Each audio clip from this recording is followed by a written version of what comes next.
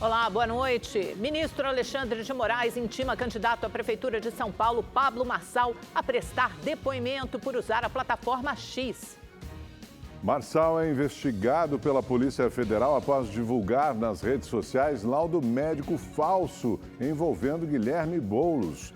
E você vai ver também. Eleições pelo Brasil. Amanhã, 155 milhões de eleitores vão às urnas escolher prefeitos e vereadores que vão atuar pelos próximos 4 anos. E amanhã, a partir das 8 horas da manhã, os eleitores de todo o Brasil vão definir os prefeitos e vereadores que vão atuar pelos próximos 4 anos. 155 milhões de brasileiros estão aptos a votar, segundo o Tribunal Superior Eleitoral. Cerca de 720 mil adolescentes vão às urnas pela primeira vez.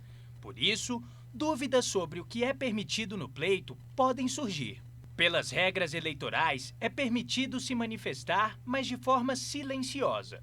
Isso inclui o uso de camisetas e bonés do partido ou do candidato de preferência.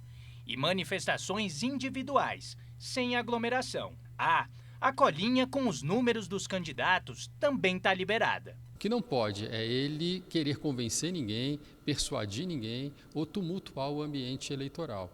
Próximo da sessão eleitoral, ele não pode fazer nenhum tipo de manifestação a não ser silenciosa. O TSE não permite nada que possa representar risco à segurança e ao sigilo do voto. Por isso, a entrada de armas e celulares está proibida nas sessões.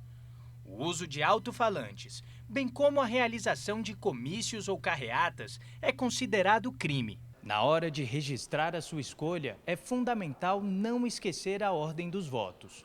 O primeiro número a ser digitado é o de vereador. São 5 dígitos. Os 2 primeiros correspondem ao partido e o restante ao candidato. Em seguida, é hora de registrar a escolha para prefeito. O processo é o mesmo, mas com apenas 2 números para serem digitados. A gente sempre enfatiza que votar é um momento de festa, é um momento muito importante, é um direito que o eleitor tem. O eleitor também deve se atentar ao horário de votação. Pela primeira vez, a eleição municipal será realizada em horário único em todo o país. Das 8 da manhã às 5 da tarde, seguindo o fuso de Brasília. A Polícia Federal investiga o candidato à Prefeitura de São Paulo, Pablo Marçal, do PRTB, pela divulgação de um laudo médico falso, associando o candidato Guilherme Boulos, do PSOL, ao uso de drogas. O documento tem erros de digitação e uma assinatura forjada em nome de um médico que já morreu. A falsificação foi comprovada por perícia da Polícia Civil. Além de Boulos, que já prestou queixa contra Marçal, a família do médico, esse médico que já morreu, afirmou que vai processar o candidato.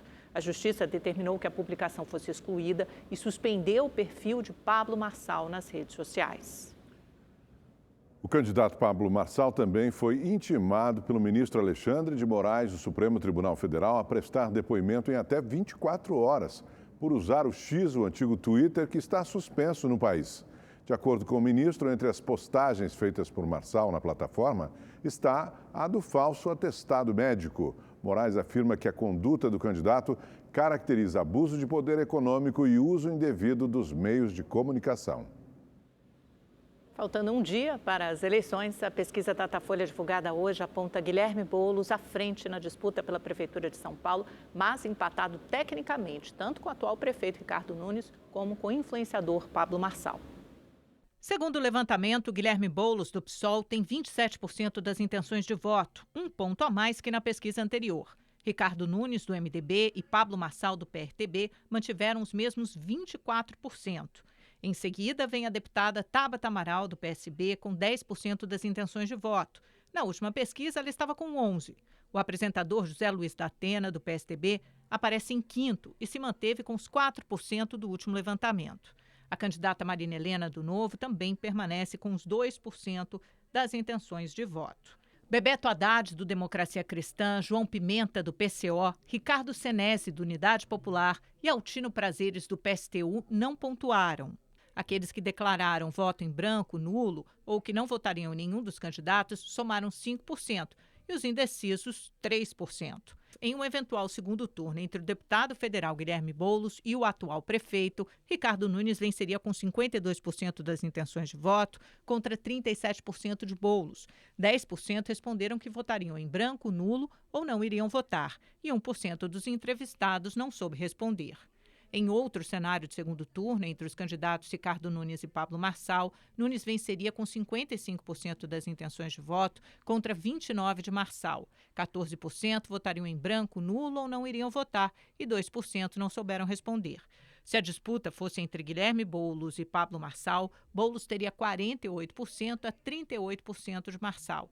Nesse cenário, 14% responderam que votariam em branco, nulo ou não iriam votar e 1% não soube responder.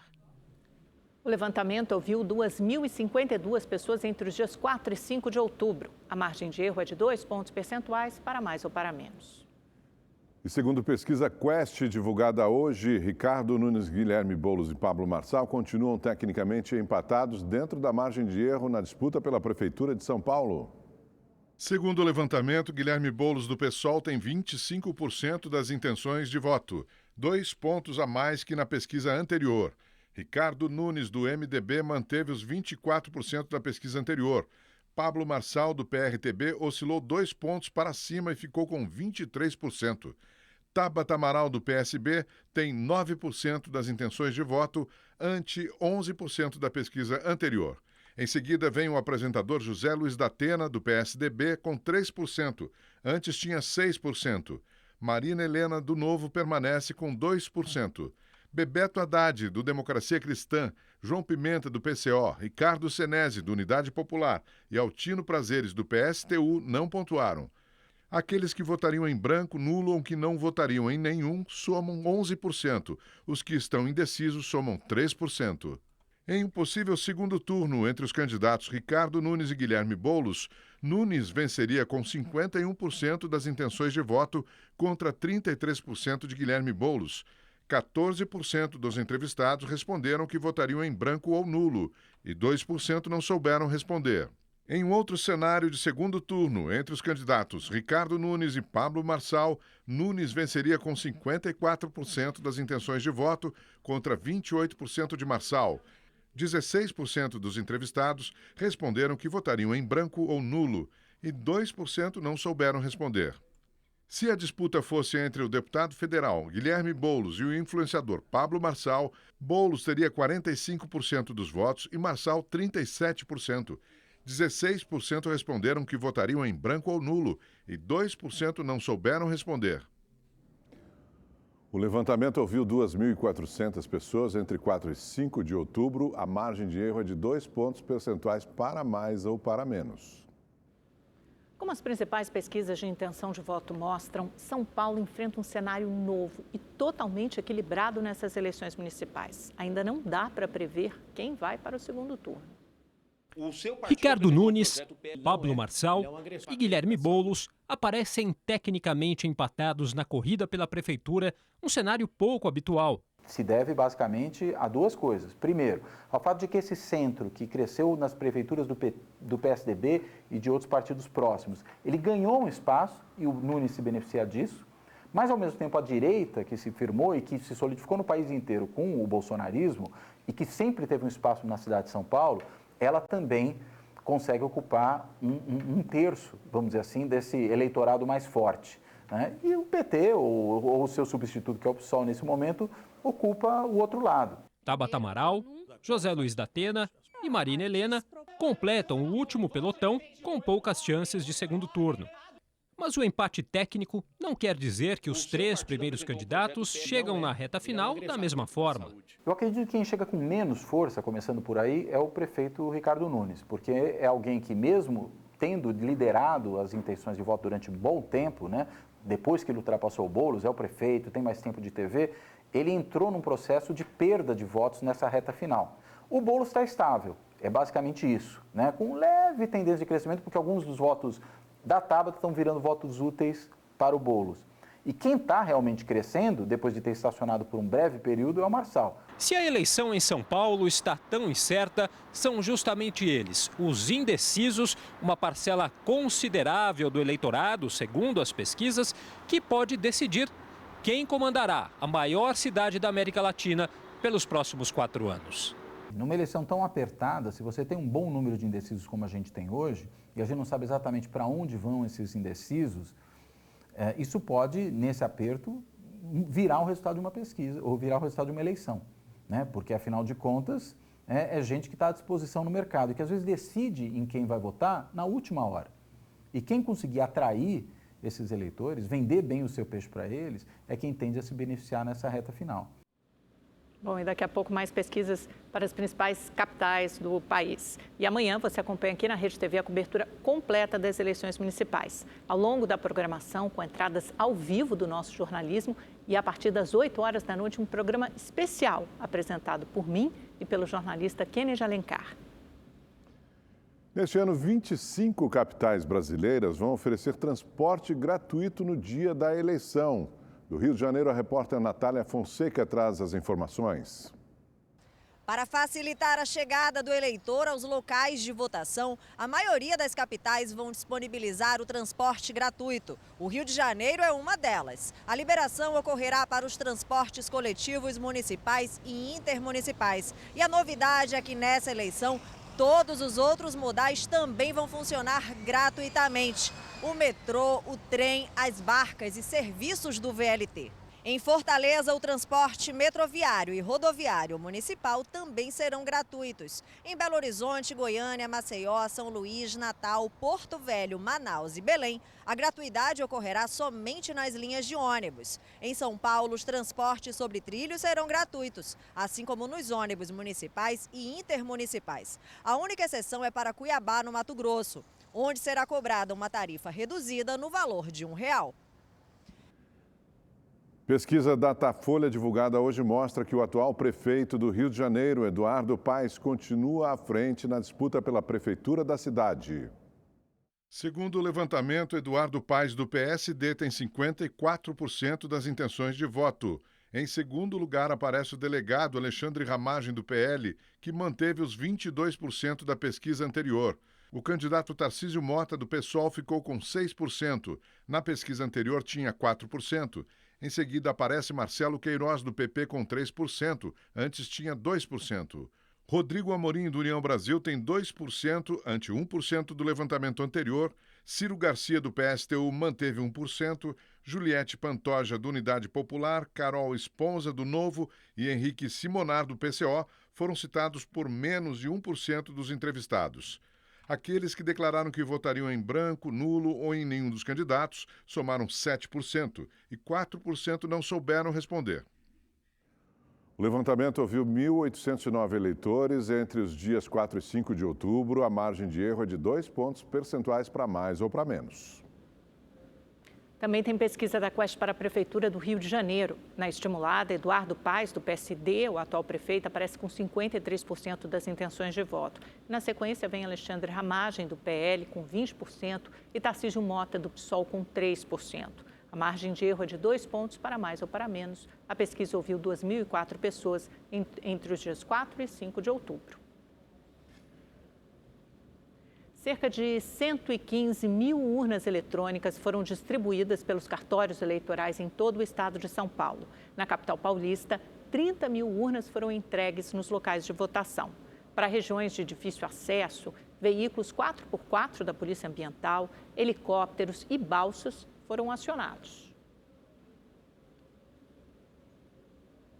Com mais de 16 milhões de eleitores, segundo o maior colégio do país, Minas Gerais prepara toda a estrutura e segurança para garantir um domingo tranquilo de votação. No estado com o maior número de municípios no país, os mineiros vão às urnas para eleger prefeitos e vereadores em 853 cidades. As urnas foram preparadas nas últimas semanas.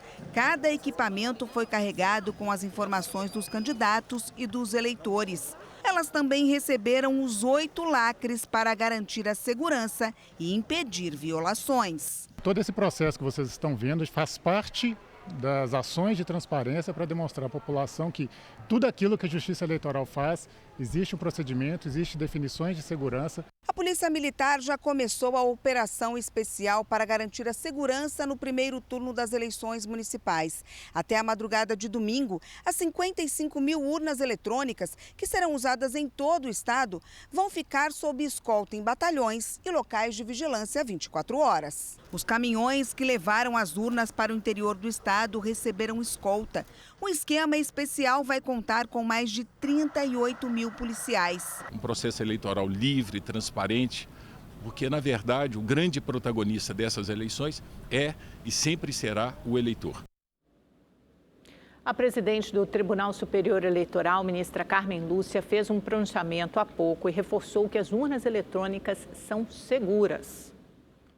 A Justiça Eleitoral trabalhou com afinco e engajamento total para que as eleitoras e os eleitores pudessem ir tranquilamente entre as 8 da manhã e 17 horas da tarde, horário de Brasília, a seu local de votação. E para que a urna, segura, auditável e inquestionável, acolha o seu voto. Ele será apurado, o resultado será proclamado e os eleitos serão empossados segundo o que a maioria do eleitorado decidir, como é próprio da democracia. É isso. O Instituto Datafolha também divulgou o levantamento sobre as intenções de voto para a Prefeitura de Belo Horizonte. Bruno Engler, do PL, tem 24% das intenções de voto, 3 pontos a mais que no levantamento anterior. Na sequência, aparece Fuad Noman, do PSD, que subiu 2% e tem 23%. Mauro Tramonte, do Republicanos, manteve os 21% da última pesquisa. Duda Salabert, do PDT, ficou com 9% das intenções de voto. Em quinto, vem Gabriel Azevedo, do MDB, com 8%, antes tinha 7%. E, em seguida, Rogério Correia, do PT, com 5% da preferência dos eleitores, antes eram 6%. Carlos Viana, do Podemos, aparece com 2%, ao invés de 3% no levantamento anterior.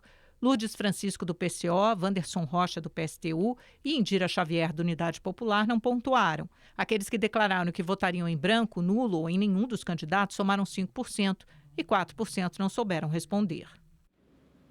O levantamento ouviu 1.674 eleitores entre os dias 4 e 5 de outubro. A margem de erro é de 3 pontos percentuais para mais ou para menos.